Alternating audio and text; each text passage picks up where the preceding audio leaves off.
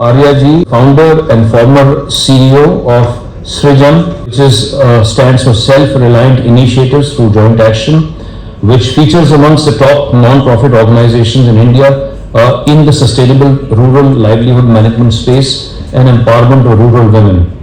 So we are very pleased and happy कि आप हमारे बीच में हैं और सन 2016 में 7 वर्ष पूर्व आपने, जिसका भी जिक्र भी इस मंच से हुआ था, आपने बुद्धा फेलोशिप प्रोग्राम का गठन आपने किया है, जो कि एक बहुत ही यूनिक अद्भुत प्लेटफॉर्म है, जो कि एक कंप्लीट इकोसिस्टम ऑफर करता है, विशेष तौर पर जो हमारा जो युवा नेतृत्व सामाजिक क्षेत्र में जो उभर रहा है, उसको आपने स्थान प्रदान किया है।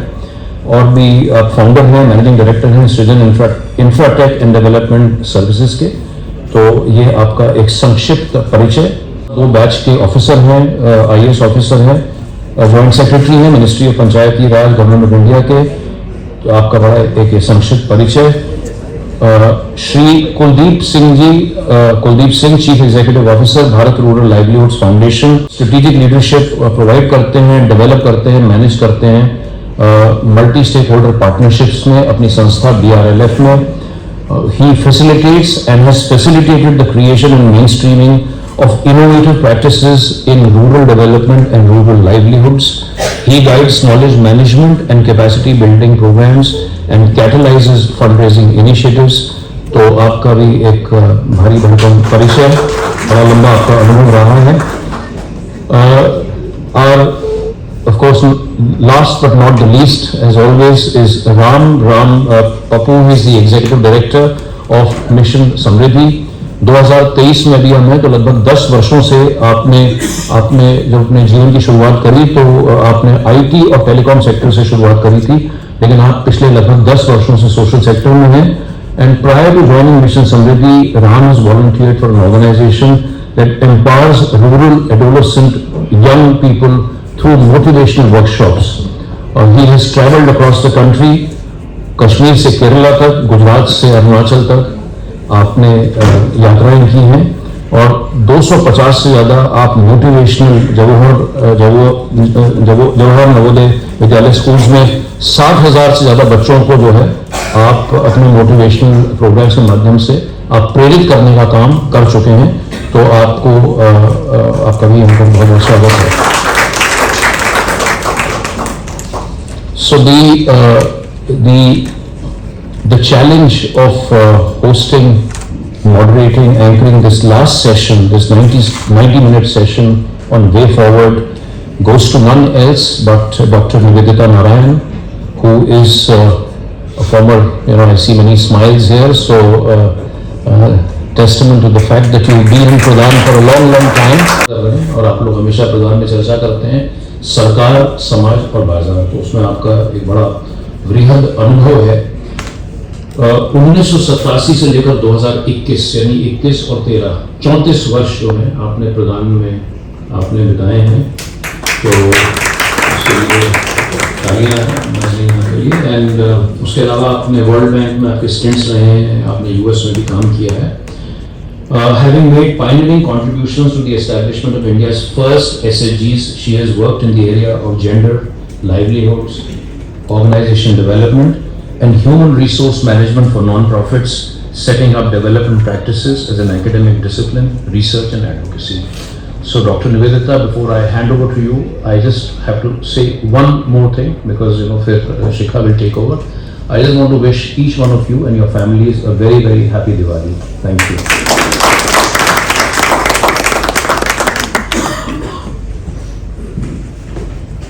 Here everybody.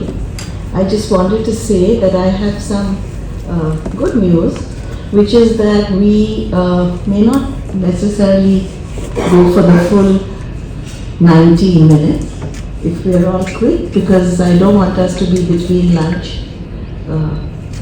So that's an important piece.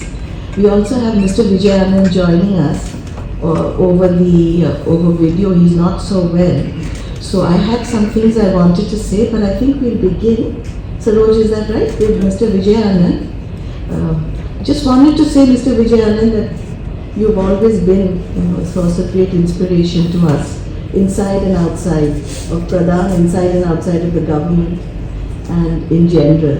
And this SAMAGAM, which started many years ago, I think thanks to the hard work of Sudhir and Naren, and now Saroj and Sudhir and his team are pulling it forward, has really grown and is exactly an example of the way forward. Maybe there are lots of lessons for us to learn in this session on the way forward. And I just have a few points that I've been told that need to be, we want at the end of this session to have not a whole bunch of things that we talk about, but to take 3 or 4 key points that we then would commit to, which would be a call for action to us from the SAMAGAM point of view. So I look forward to your speaking now, Mr. Vijayanand. Thank you. I'll try to be as brief as possible. Just a small clarification. This is not the last session. This is the first session and we need to take it forward. In that sense, this is where we are starting. And I was part of the organizing group. Unfortunately, I really missed coming there personally for health reasons. But we have managed to get key policy makers and implementers, a very rich representation from civil society, who have a shared faith in SDGs. And the final panel, all of them are close friends of mine. If all 5 of us work together, a lot can be achieved. That's the kind of panel you have today. Now, post-COVID, a big lesson which seems to have been forgotten. What saved the day for India was the partnership, not consciously designed by government, between the Gram Panchayat, the SDGs and the civil society organizations, which bore the brand, especially in the first 9 months of 1 year. So taking lessons from that, now going up to a higher level, taking GPDP and decentralization to a new trajectory through the localizing SDGs, I think the task is cut out. So I'll give you very clear agenda points. First is, wherever you are working, find out what is the level of decentralization in that state. Let's not aim for big bang and all that, it's not going to happen very quickly. As is, where is decentralization? I've done that exercise for many so-called backward states. You'll be surprised that they have substantial levels of decentralization, not realized locally, not realized by officials. And beyond that, there's an inherent strength of a local government, particularly a Gram Panchayat, gained over generations, which is not residual power legally, but is very substantial power locally. So I think we can use this. The first step is to understand and make people understand SDGs as relevant to the locality, not as relevant to the state government or as relevant to the national government, as relevant to the locality, the philosophy, the concepts, and what they can benefit from. I would give a lot of importance, more than getting into the goals and indicators. My feeling is we should not get into indicators at all vis-a-vis the Gram Panchayats. Just tell them what are the important values which underlie SDG and broadly development. That is equality, something, decent work, ecological values, especially in the face of climate change, access to justice, the meaning of justice, and what is a peaceful society, and what is sustainability, good governance, and all that. In a sense, the soft aspects of development which lay the real hard foundation for sustainable development. That is a lesson which we need to not teach the panchayats, sit together, reflect, and collectively learn. That's the most important thing to start with. And what can be done locally? You can reflect on it, for which I would request the civil society organizations to come out with some new tools. One simple PRA to assess the status of SDG in the locality. Another tool to prioritize SDGs as relevant to the locality. And linked to that, a tool to prepare a status study, be it on poverty, gender, environment, whatever it is. So these simple tools, they're all there lying around. We can take them around and come out with a kind of a handbook, a toolkit for them to do the situation analysis. But two things we tend to omit, it's not coming out very clearly in the 19th also, the social justice aspect, which is everything. Sustainability is equivalent to social justice. So social justice aspect and the related good governance aspects we really need to look into.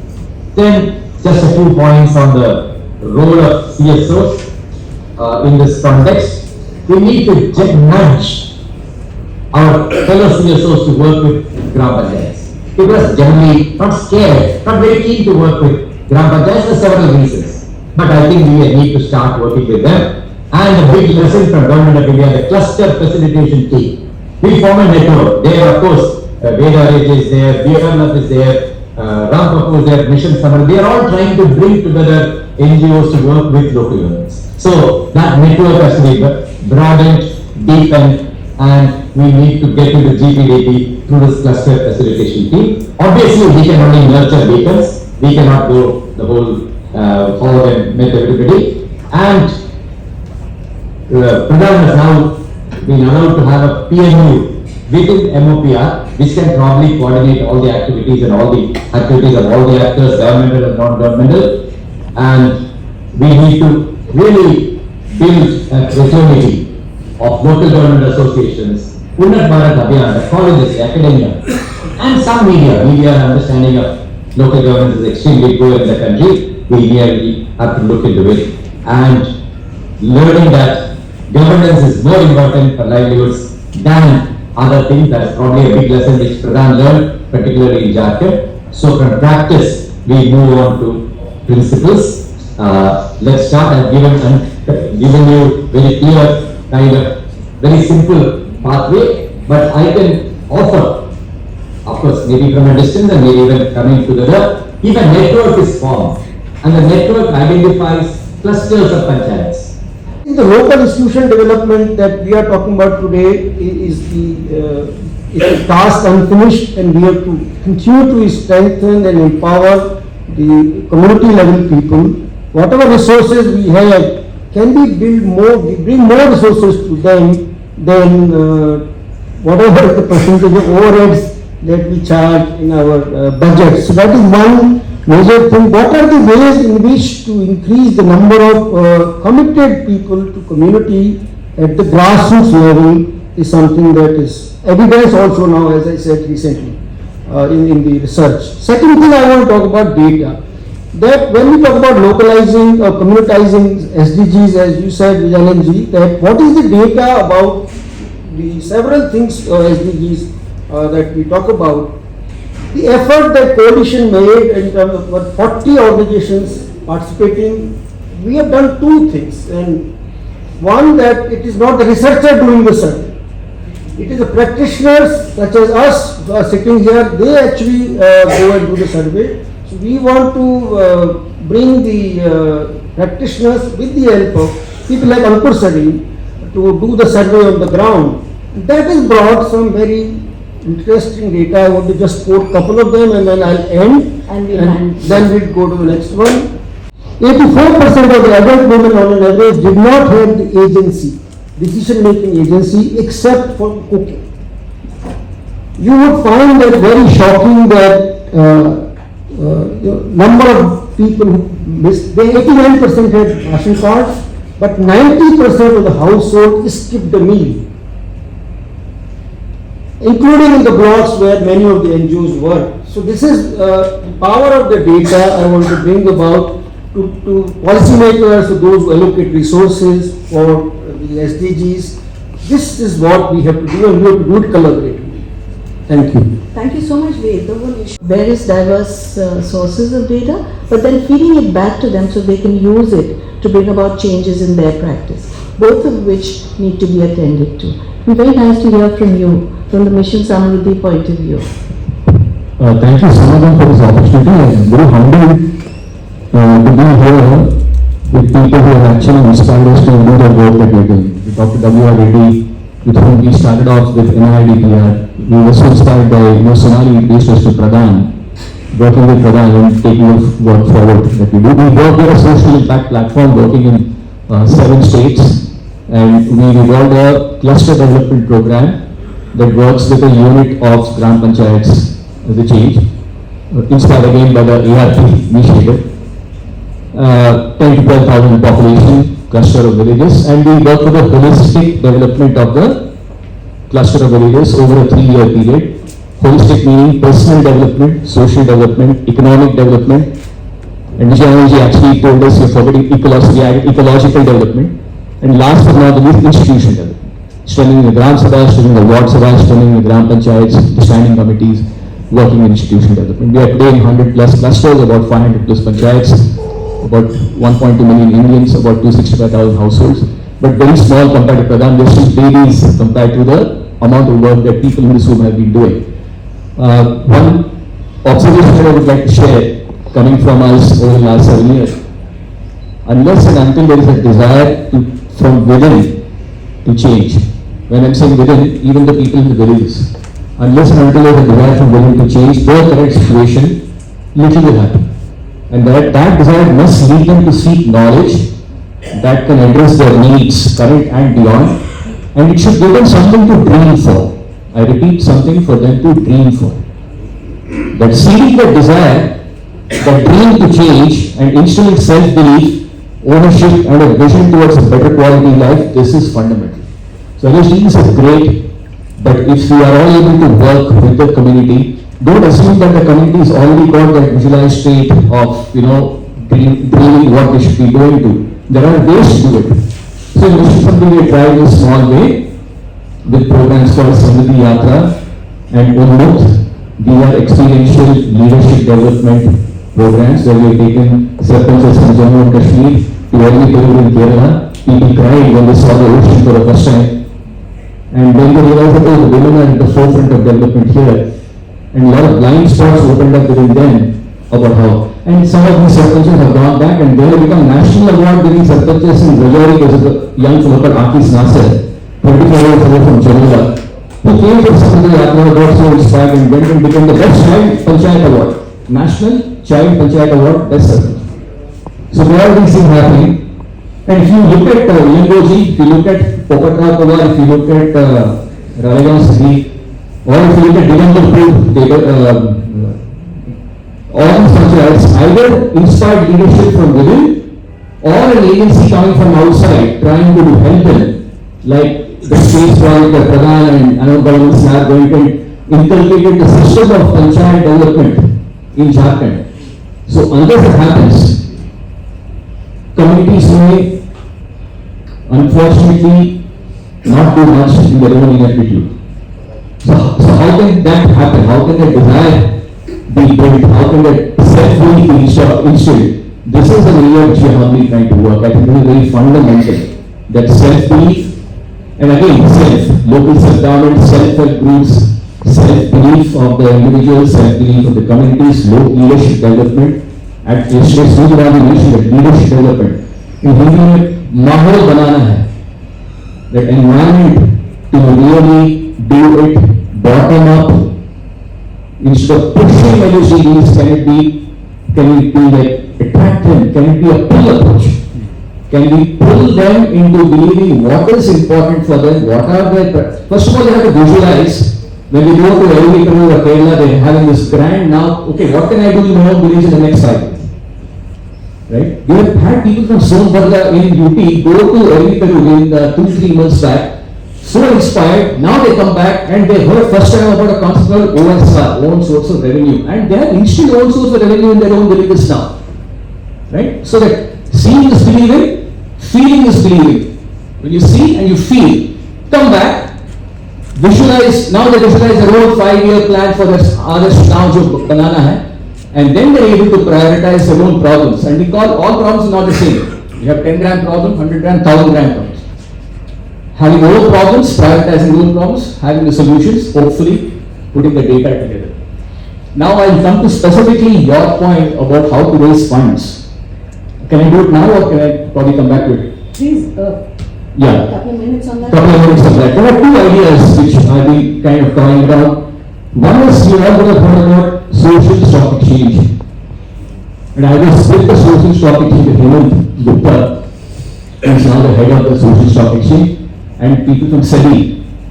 See, there are 2 big drivers here at the social stock exchange, that institutions are working for holistic development, or institutions are going to focus on SDGs, can actually come together and list themselves as social stock exchange, provide the SSC, certifies them.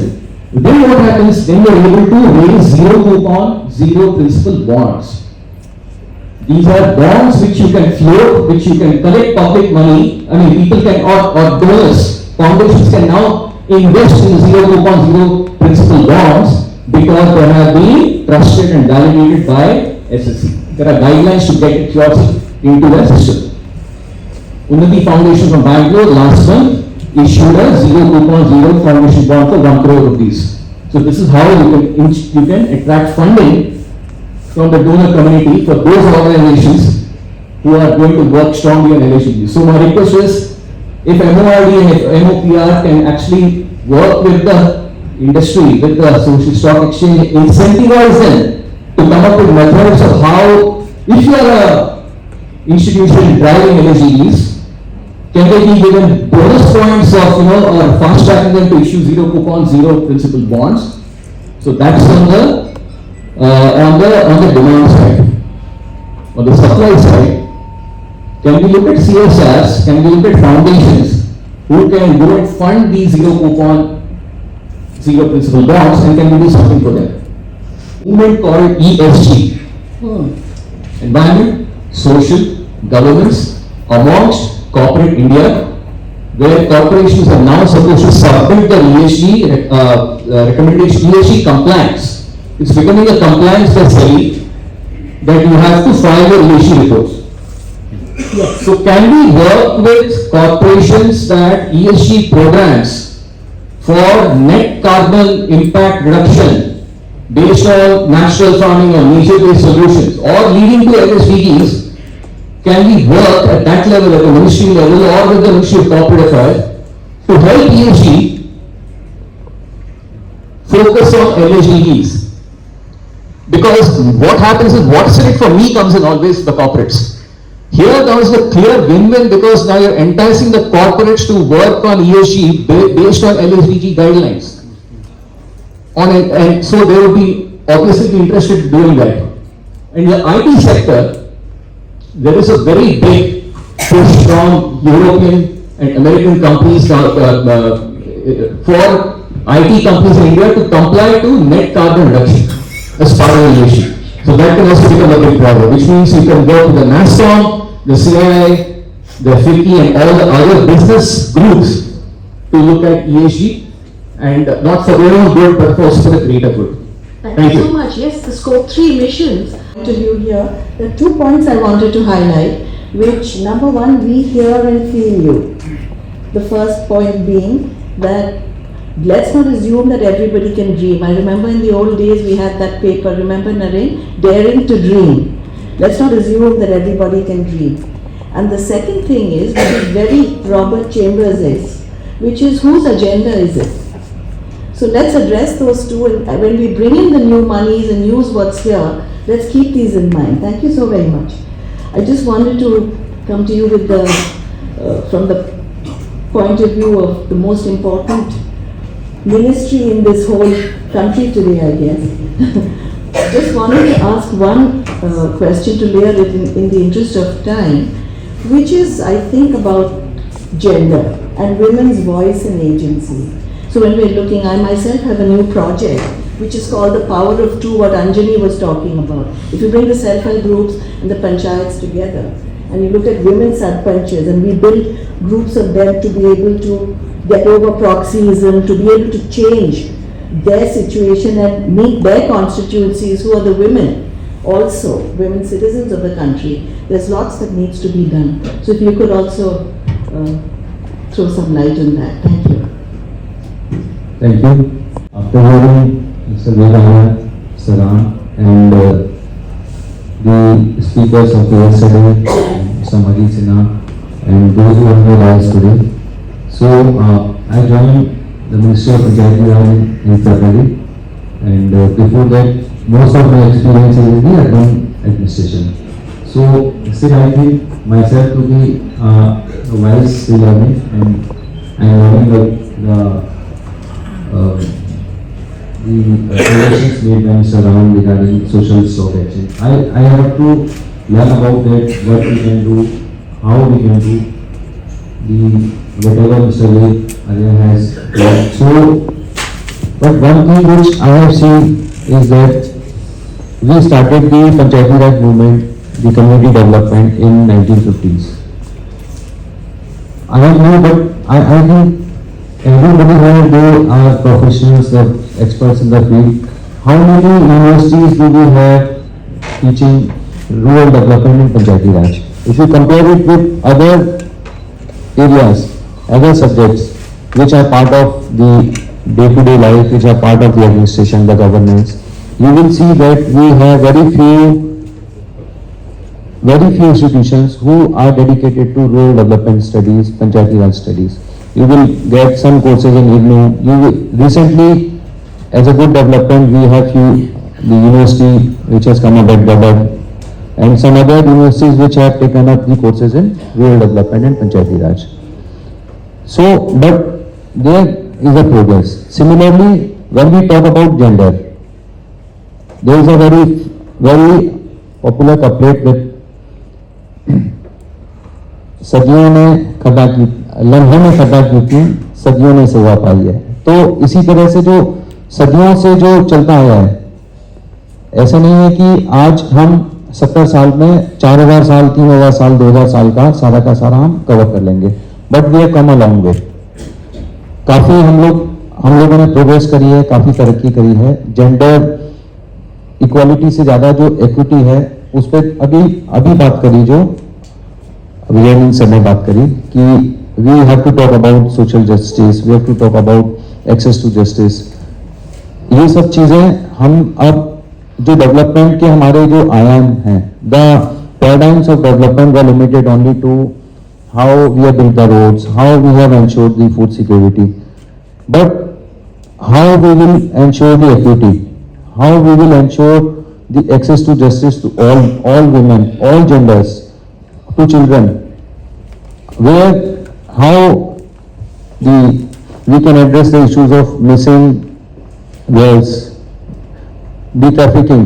Similarly, in the panchayats, we are doing whatever, not the government, not only the government, but more than that, people, the CBOs, the people like we are in this hall, they are doing lot of things, and it's a collective approach. It will take time. It's very difficult to bring about the changes which we aspire for in such a limited period of time, especially the 73rd amendment is only 30 years, it's only 3 decades. So it's also very heartening to see that now our aspirations are so great that in 30 years we are expecting that we will cover whatever was done, the damage which was being done, which has been done, which had been done in so many centuries. But in the panchayats, there is no doubt there is still lot of influence of the male gender, wherever the women are working as the elected, they are working as sarpanch, elected members. That doesn't mean that there is no learning, there is no improvement in the social status, and also they are taking decisions which were hitherto not taken by the women, and maybe the men in the family, they are working in the front, but it also doesn't imply that all the decisions are those which are taken by the men. There are customs, they are also breaking down, the values are breaking down. So I think the efforts of the NGOs, the organizations which are working in this field, including PRADAN, for so many years, so many decades are working. So there has been changes, and more than me, I am an advice, but you must be knowing how the situation has changed. Not the situation in the states where lot of decentralization has taken place, but at the same time the states which are traditional, which are conservative, lot of good developments have happened, and even the workshops which we have organized, we have seen the large number of women with the regulars are coming, they are telling about the problems they are facing. And it will take time. It will still take some time. Thank you so much. are a way forward, that if we don't want to leave no one behind, then not only is it an issue of the community, but all our organizations need to make sure that we, so I think that's one very clear thing coming out. Thank you so very much.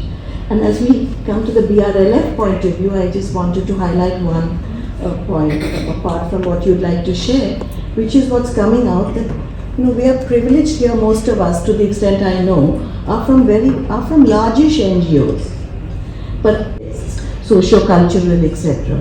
And where the trust factor, in areas where the larger organizations also may not be able to go on a sustained basis.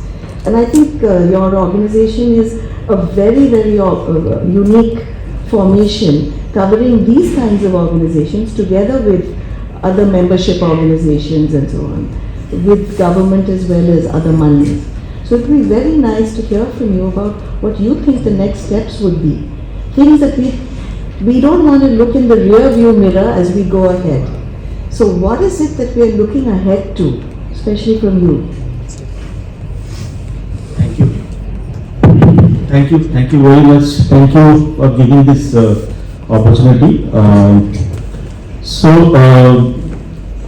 BRLF is set up by Government of India, and our parent ministry is Ministry of Rural Development, and we give funding support we support civil society organization, and the path has been shown by our funding architect. Actually, our funding architect is very different from other.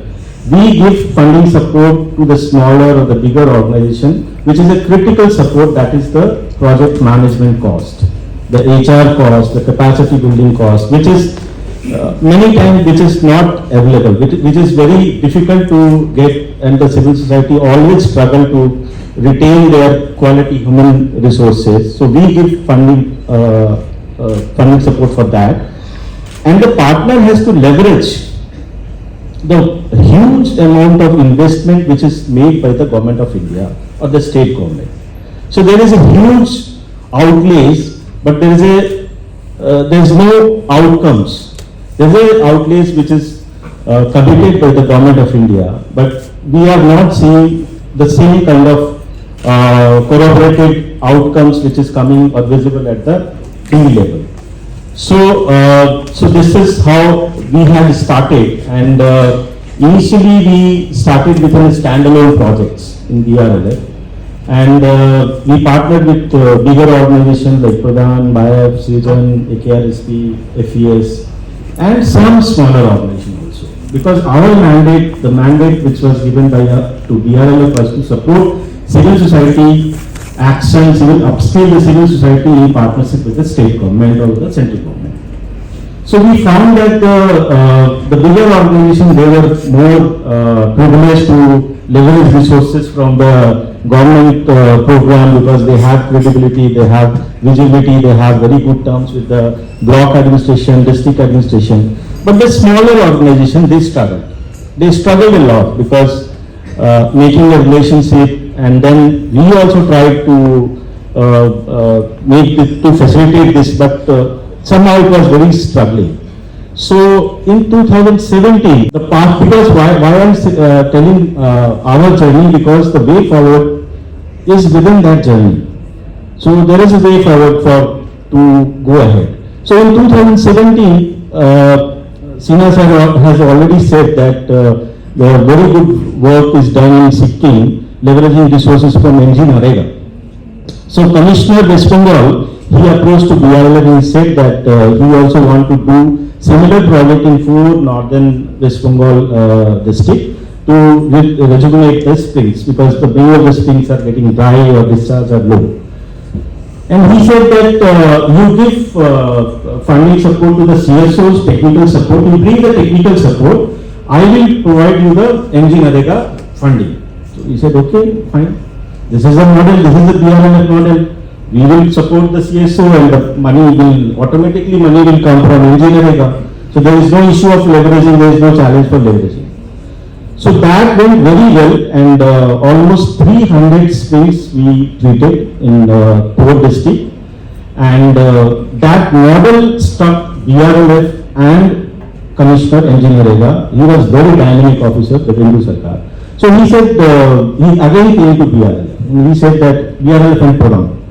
He said that can we take this model in a bigger way in the western part of West Bengal where there is a lot of degradation is happening, and can we implement MG Narega in a watershed mode? This is the first time that MG Narega was visualized like a watershed project. So Satyada and Naren and me and Prometheus, we will all looking at each other कि क्या कहना है, करे नहीं करे, इतना बड़ा scale. So we said, okay, we will do this. So we started this Ushar Mukti project in 54 blocks. And this is the first time in West Bengal when a consortium of NGOs, 7 NGOs are implementing a one project. So now coming to the smaller NGOs. So the smaller NGOs, they immediately got, because there was a written agreement between BRLF, PRADAN and state government that BRLF will bring this much of money, investment, that goes to, especially to the CSO cost, facilitation cost, and government will bring this much of money from Manrega fund for structures, creating structures and assets, all those things. So the smaller organization, they get recognition. Immediately they get recognition, block level पे उनको काम करना है, सब कुछ करना है, district level पे, they have to deal with the DMOs and all this. So they got recognition from the state government and then the visibility also. And first and the most important critical thing is they got a confidence that they can work. Many of the smaller organizations, they build their vertical with BRLF support as a WhatsApp vertical or something like that. So this was the first breakthrough that coming to funding also, because the funding is also there. So we developed 2,000 DPRs and 3,000 Dhara Sevak was trained in that project. And we leveraged 2,000 crore of rupees from Manrega for creating assets. So the investment, now coming to the facilitation cost, it was only 17 to 20 crore rupees which we invested, and we leveraged 2,000 crore. So this is one way we can mobilize funds. Like the critical gap, you see that there is only one person, Rozgar Sahayak, who is looking after the 5 Gram Panchayats. It's very difficult that he is going to do a very good planning in MG Narega. वो कभी नहीं कर सकता, उसके पास इतना time नहीं है, उसके पास इतना रिसोर्सेस नहीं है, वो कभी नहीं जा सकता, तो वो कभी बैठ के तो it is MG Narega was completely a patchy work. So first time we given a say that rich to valley approach can be done, and again in a very political charged state, यहाँ तो मारपीट भी हो सकता था, वो एक डर था, and there are so many complications at the field level. So looking into this experience, then Chhattisgarh Commissioner, he came, then we started our project with PRADAN in Chhattisgarh, in a state, 26 blocks, 13 partner, again smaller CSO partner, India में बैठे हैं, very small, इनका कोई experience नहीं था watershed में, लेकिन इन्होंने अपने आप को build किया आज. So ये मॉडल फिर छत्तीसगढ़ से, then Jharkhand, then it's Maharashtra, then Bodoland. So now we are working in 9 states with a state partnership project. So collaboration is one way forward. Collaboration, because see, government can bring the quantity, but they cannot bring the quality. So the CSO has a very unique feature that they bring the quality. So community processes and everything. So अगर एक दूसरे को complement करके अगर हम collaborations को देखते हैं, तो that is one of the most critical way forward for achieving SDGs. And way forward में मैं ये भी कोलैबोरेशन में ये भी कहूँगा कि इस जर्नी में it is not only BRLF and PRADAN, it is government, it is CSOs, it is BRLF, it is CSR, then community, then PRIs, all actors are working together. So that's the thing. Thank you very much. That was very inspiring. We have pivoted to a wholly new strategy post-COVID, and we see ourselves as a catalytic platform, also bringing different actors together around a variety of developmental themes, starting with early childhood development to livelihood skills and jobs, all the way to health and green transitions with water and other renewable sources of energy. So I'm just happy to introduce that to you. I know we're running a little over time, but I think it wouldn't be fair before all of us have to stand before others. I'm being asked all the time, what's your 2-minute pitch? So can I put you on the spot? I'm going to just read out, I have 6 points I think that have come out of this, apart from the overall funding landscape. So there are more investments required globally and nationally for this to happen. Having said that, that's not what we are here to talk about. So when we talk about localizing SDGs, my own understanding is 6 points have come. Number 1, and I'm going to choose my number 1, I think gender responsiveness. How do we look at sticky floors, broken rungs in the ladder and glass ceilings within our own organizations and systems, and also out there in the community where women are involved. The second is, of course, listening closely to communities, learning to listen, we've all discussed it, and co-creating solutions. So collaborations have to be also taking community voices in.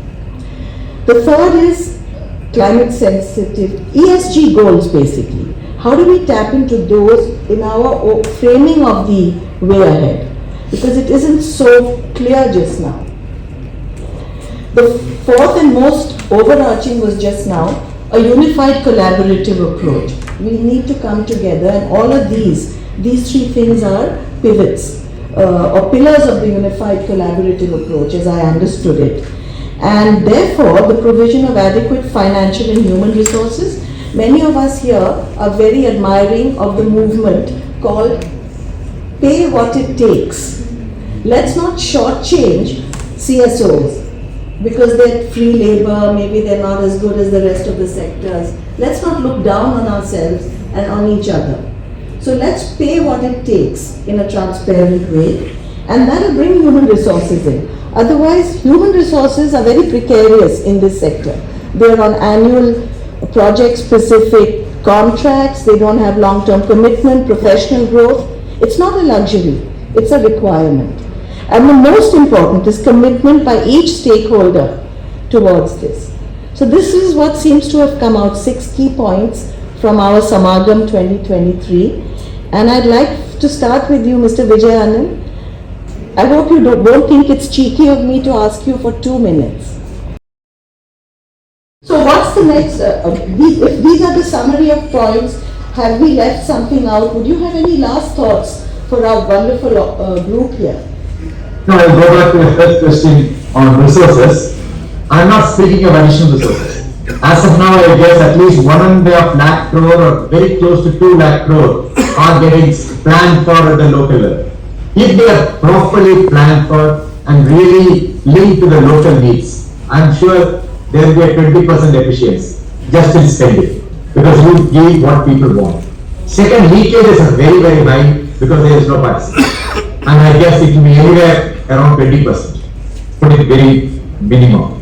So, if you add all this 20% with the existing resources through participatory local planning based on local discussions, as you said, co-creating solutions, your gains will be huge because it's not ordinary money which is getting spent across the country. So, that is the important stuff, participatory local planning, involving the SDGs, going to the Gram Panchayats, measuring the results, involving the expertise of CSOs. So that's a big picture, I would say. Thank you so very much. Those 2 insights are so very useful. We're already from 1 into 1.40% more can be done just by, can be raised by just being more efficient and plugging leakages.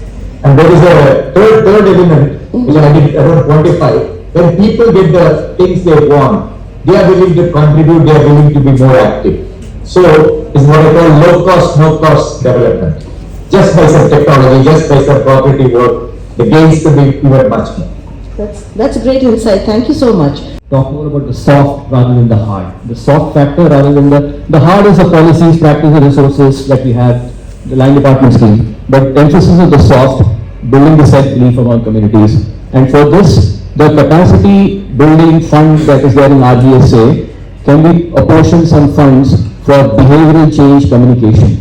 Can we have, there are wonderful interventions in this country from organizations like Abhigakti and others who do wonderful programs around empowering community with Nukkad Nataks, etc.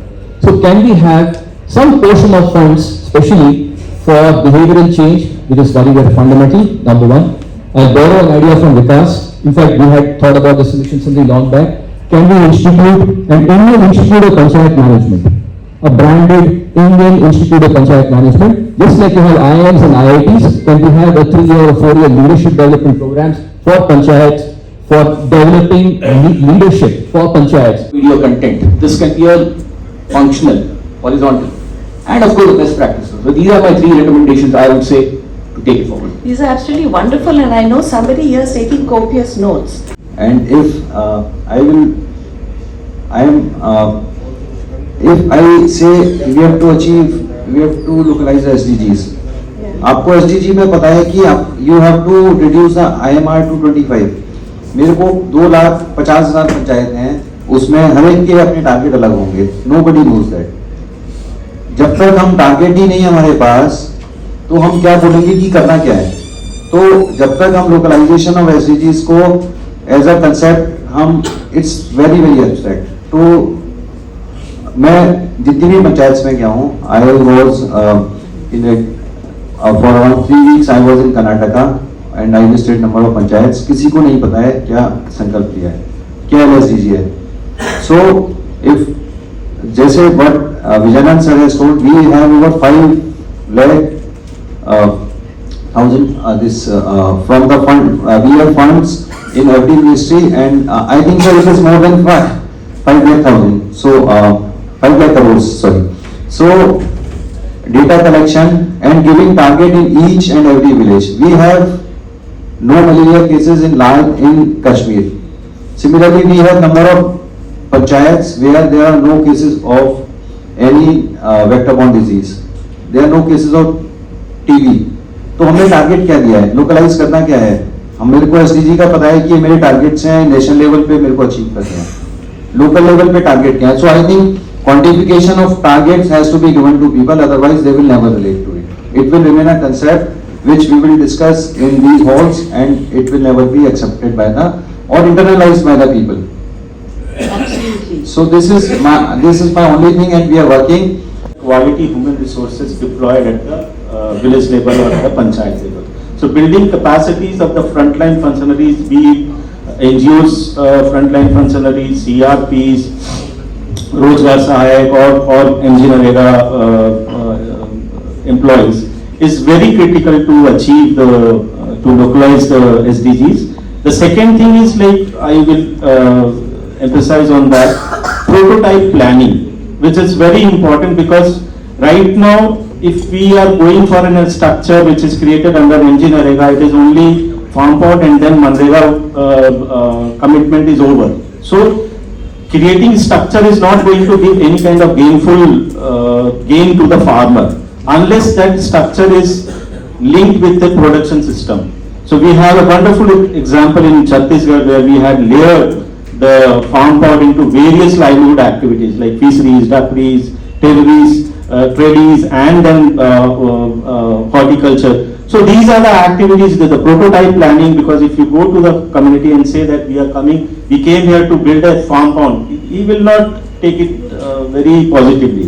If you say that we came here to give these sort of all kind of things. So because of that, the conversion is very important. Once the Manrega work is over, then the fisheries can come, then the animal husbandry can come, then the agriculture, then horticulture. So working in a conversions and prototype planning is one of the most critical part which I feel has to be done. Those books and start implementing that.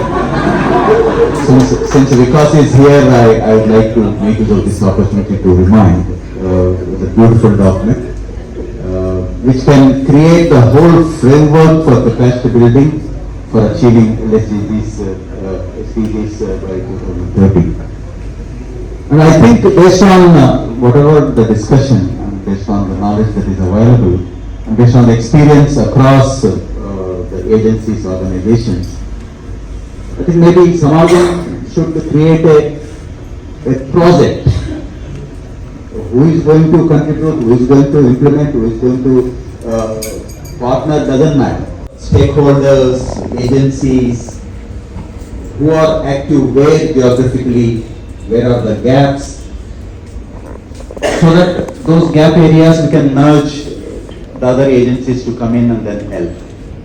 And third, of course, the data, as because rightly said, unless I know where my next child is to immunize, the sarpanch or let us say the Anganwadi cannot do it. Mapping those, whatever the indicators, whatever it may be. It may be very dynamic document, it is not very tight, watertight document, but a dynamic document. And then there are map the resources. I think the beautiful concept of BRL is filling the gap, providing that project management funding. Government has a lot of issues of procedures for engaging consultants or supporting the CSOs. That's beautiful. In fact, I have done in my own earlier capacity the Ministry of Agriculture. I said, you bring in this expertise for me, remaining hardcore money, I have plenty of money for other things like MGN or EGA. But for this soft component, I don't have. I cannot engage in the procedure of engaging the consultants and all. By the time I'm out. So map all these factors, all these layers, with multiple layers, appear to be very complex. And here it is. Thank you, sir. And we are working on NCBI. We have been consulting with the states. We are on 6 topics and we have already issued advisory and we are following up. And you will be happy to know that almost 50% of the states are setting up PLCs. By 31st of March, we will invite you for discussion, sir. And there more than 100 PLCs will be set up. And almost, secondly, regarding the collaboration with the academic institutes and the institutes of excellence, you already initially we wrote to the states and then we have come up with a scheme which was approved in the last CEC, and the first introductory course is being anchored by the MAPR in IIM Ahmedabad, and there will be 60 ERs as well as officials who will be attending the program. So maybe in December or January. So we have also asked the states to form ERI associations. We have also requested them for PRI, SSG partnership, CBO partnership, and all the chapters we are doing, we are going through them, and we are working with the states for having a better capacity for this capability framework for the Panchayati Raj. Thank you.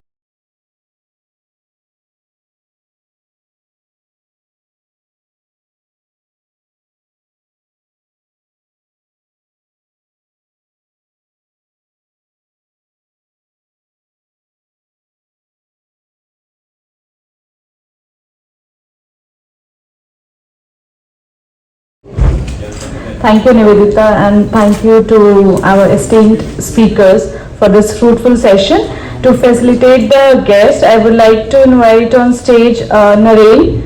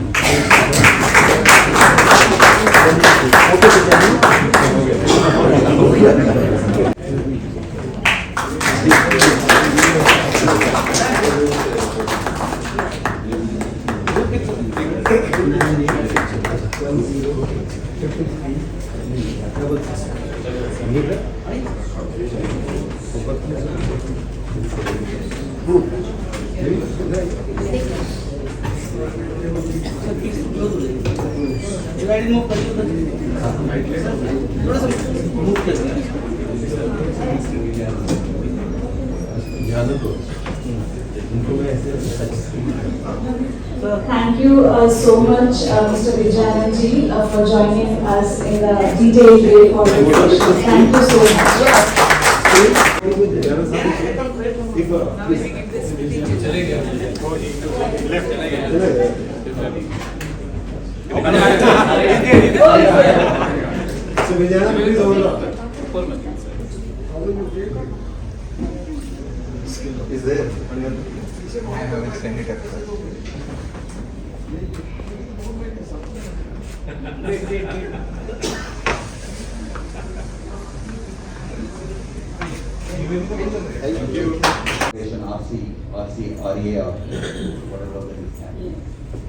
Without project mode